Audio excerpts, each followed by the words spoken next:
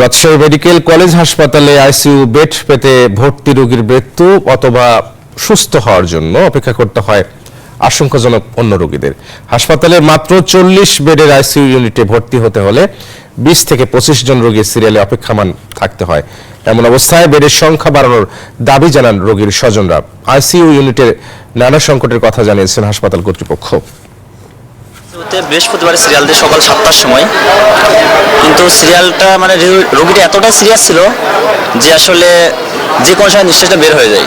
কুষ্টিয়া জেলার সবুজ ইসলাম ব্লাড ক্যান্সারে আক্রান্ত 13 বছরের চাচাতো ভাইকে রাজশাহী মেডিকেল কলেজ হাসপাতালে ভর্তি করেন।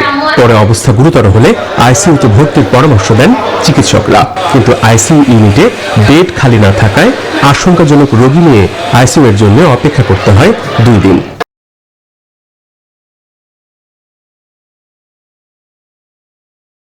এই 2 দিন গ্যাপে রোগীরা যেমন কষ্ট পেয়েছে, যদি আইসিইউর বেডটা আরো বাড়ানো হয় তাহলে তো রোগীরা ওই কষ্ট পায় না।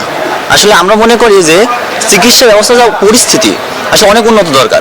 অন্যান্য রোগীরা জানান আইসিইউ ইউনিটে বেড পেতে দীর্ঘ অপেক্ষমান থাকার কথা। আইসিইউ ইউনিটে বেডের সংখ্যা বাড়ানোর দাবি জানিয়েছেন তারা। শ্বাসকষ্ট, তারপরে ভর্তি করাইলাম, ধরেন সিরিয়াল পাই জানাচ্ছি 2 দিন পরে। মানুষ তো খুব ভোগান্তিতে আছে, কষ্টে আছে। আইসিইউ যদি বেড বাড়ানো হয় রোগীদেরও সুবিধা, আমাদের ভোগান্তি কম হয়।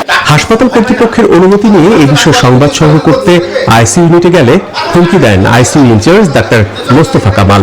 কি করবেন, আমার কিছু করতে হবে? ডাক্তার মোস্তফা ভয় পায় না, নিষেধ করতেছে, আপনি সেটা বুঝেন না যে এখানে রিপোর্টিং করার সময় এখনো আসেনি।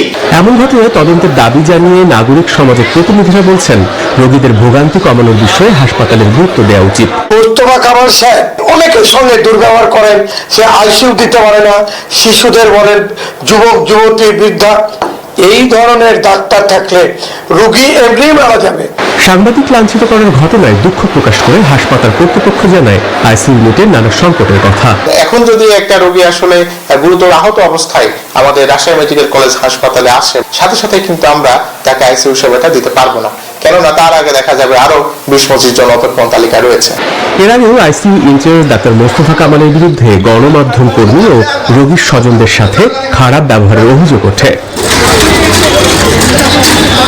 Desk report, news 24।